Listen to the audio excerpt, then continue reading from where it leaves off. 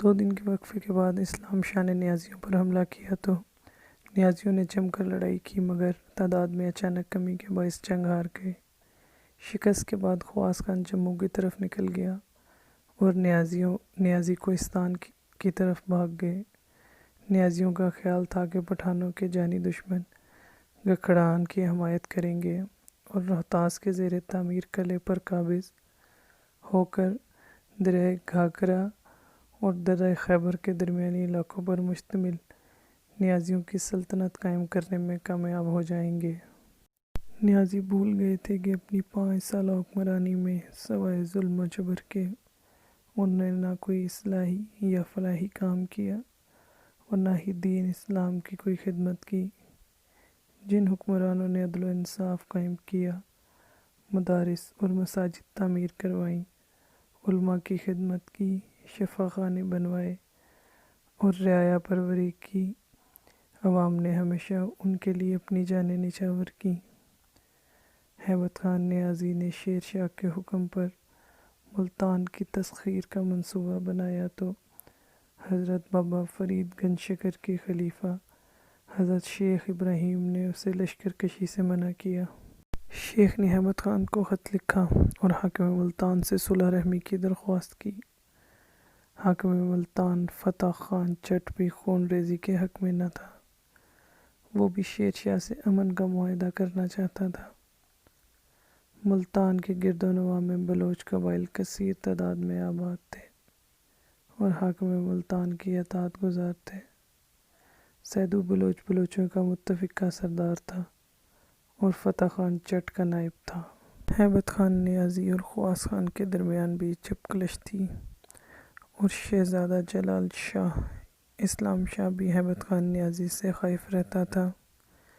ہیبت خان نیازی اور فتح خان چٹ کے درمیان کہروڑ کے مقام پر خون ریز معرکہ ہوا اور فتح خان چٹ کو شکست ہوئی۔ فتح خان اور سیدو بلوچ کہروڑ کے کچے قلعے میں محصور ہو گئے تو ہیبت خان نے شیخ ابراہیم کو امن کا سفیر بنا کر بھیجا اور وعدہ کیا کہ وہ دونوں سے صلح کر لے گا اور کسی قسم کا نقصان نہ پہنچائے گا۔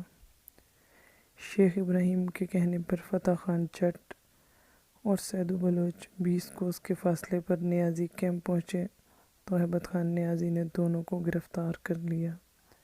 سیدو بلوچ رات کی تاریکی میں نیازیوں کا گھیرا توڑ کر بھاگ نکلا، مگر فتح خان چٹ کو بے دردی سے قتل کر دیا گیا۔ پنجاب کی حاکمیت ملی تو نیازیوں نے بلوچوں کا قتل عام کیا اور فتح شیر چٹ کے حمایتیوں کو بھی چن چن کر تحت ایغ کیا۔ نیازیوں کی حکمرانی اور عوام الناس سے برتاؤ دیکھتے ہوئے گکھڑوں نے اسلام شاہ سے دوستی کا ہاتھ بڑھایا اور نیازیوں کی کوئی مدد نہ کی۔ راولپنڈی اور چہلم کے درمیان علاقہ ڈومیلی میں اسلام شاہ اور ہیبت خان نیازی کے درمیان آخری جنگ ہوئی اور مد مقابل لشکر بہادری سے لڑے۔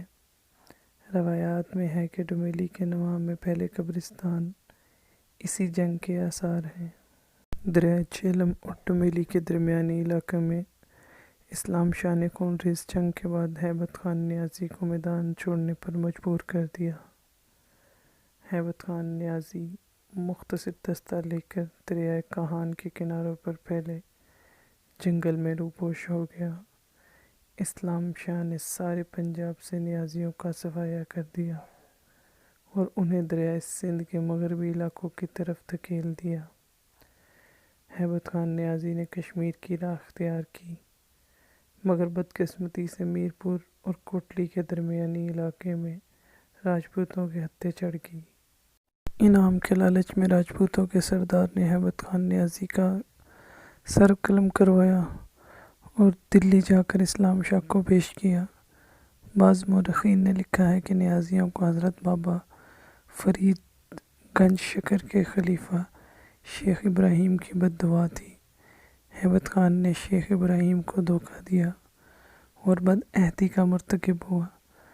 فتح خان جٹ کے قتل اور بلوچوں کو برباد کرنے پر شیخ ابراہیم نے ہیبت خان نیازی کے عبرتناک انجام کی پیشن گوئی کی، جو سچ ثابت ہوئی۔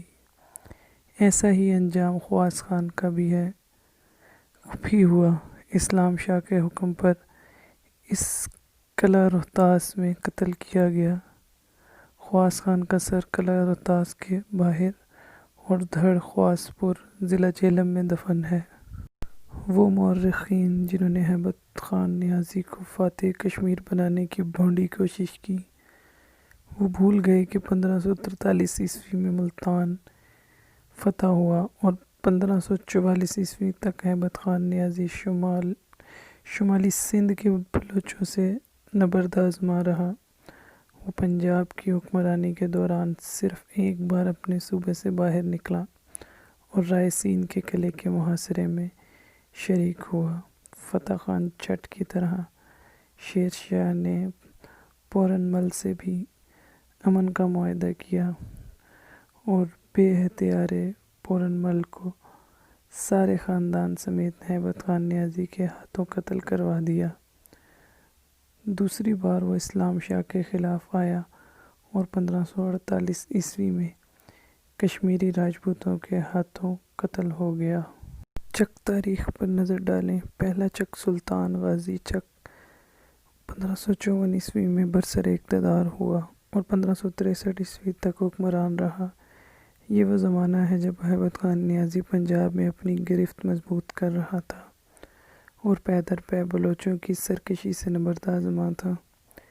یہ کہنا قطعی غلط ہے کہ ہیبت خان نے چکوں کو اقتدار دلانے میں کوئی کوشش یا سازش کی۔ امیر عبداللہ روکڑی اور ڈاکٹر لیاقت نیازی کی کتاب تاریخ میاں والی اور محمد اقبال خان تاجہ خیل نیازی کی تاریخ نیازائی کے علاوہ گزٹ آف میاں والی 1915 میں درج واقعات کی کثیر تعداد روایات پر مبنی ہے، یا پھر تاریخ فرشتہ مخزن اور احمد یادگار کی تحریروں سے مواد حاصل کیا گیا ہے۔ بیان کردہ مورخین کا تعلق نیازی قبیلے سے ہونے کی وجہ سے وہ اپنے اجداد کی غلطیاں اور مظالم بیان کرنے سے قاصر ہیں۔ اس کے برعکس انگریز اور ہندو مورخین نے کسی حد تک توازن برقرار رکھا۔ جادو ناتھ سرکار کا لکھا نچن قانون گو اور ڈی سی سرکار کی تاریخوں میں سچائی کا عنصر موجود ہے۔ قانون گو نے تحقیق کے ہر پہلو کو اجاگر کیا ہے اور اپنی غلطیاں بھی تسلیم کی ہیں۔ آئین اکبری 1588 کے مطابق نیازیوں نے ہمایوں اور اکبر سے دوستانہ تعلقات پیدا کر لیے اور پنجاب کے شمال مغربی علاقوں میں نیازی پھر سے آباد ہو گئے۔ 18ویں صدی میں حضرت شاہ ولی اللہ نے نجیب الدولہ کی وساطت سے افغان بادشاہ احمد شاہ ابدالی کو مرہٹوں اور جاٹوں کی سرگوبی کی دعوت دی۔ آپ نے لکھا کہ مرہٹوں کے خاتمے کے بعد کلا جاٹ پر حملہ کیا جائے اور خدا کی مدد و نصرت سے اس فتنے کا خاتمہ کر دیا جائے۔ افغان اور مرہٹہ لشکر 14 جنوری 1761 کے دن پانی پت کے میدان میں صف آرا ہوئے۔ 2 دن کی خون ریز لڑائی کے بعد مرہٹہ شکست کھا کر میدان سے بھاگے تو افغانوں نے انہیں گھیر لیا۔ 16 جنوری 1761 کا دن مرہٹوں کی بدترین شکست کا دن تھا۔ نظام الملک آصف جاہ، نواب نجیب الدولہ، تاج محمد خان بلوچ اور حافظ رحمت خان کے علاوہ خان زمان خان نیازی کے دستوں نے بھی اس جنگ میں حصہ لیا۔ انگریز ہندوستان آئے تو دیگر پختون قبیلوں کی طرح نیازی بھی ملکہ معظم کی فوج کا حصہ بنے۔ پہلی اور دوسری افغان جنگ میں نیازی برٹش آرمی میں شامل رہے۔ پہلی اور دوسری عظیم جنگوں میں نیازی افسروں اور جوانوں نے بہادری کے جوہر دکھانے اور بڑا نام پیدا کیا۔ ترکوں کے خلاف جنگ میں کیپٹن جنرل امیر عبداللہ خان نیازی کو ٹائیگر نیازی کا خطاب ملا۔ 1857 کی جنگ آزادی میں نیازیوں نے انگریزوں کا ساتھ دیا۔ بلوچوں نے رائے احمد کھرل سے مل کر جنگ آزادی لڑی اور لاہور پر قبضہ کر لیا۔ ملتان میں واقع موسیٰ پاک شہید کی متولی پیر صاحب گیلانی نے پیشن گوئی کی کہ انہیں خواب میں اشارہ ہوا ہے کہ انگریز کی فتح ہو گئی ہے۔ اس پیشن گوئی کو سارے پنجاب اور سندھ کے علاقوں تک پھیلایا گیا، جس کے نتیجے میں پیر صاحب کے مریدین، جن کی زیادہ تعداد جنوبی اور وسطی پنجاب میں تھی، رائے احمد خان کرل کا ساتھ چھوڑ دیا۔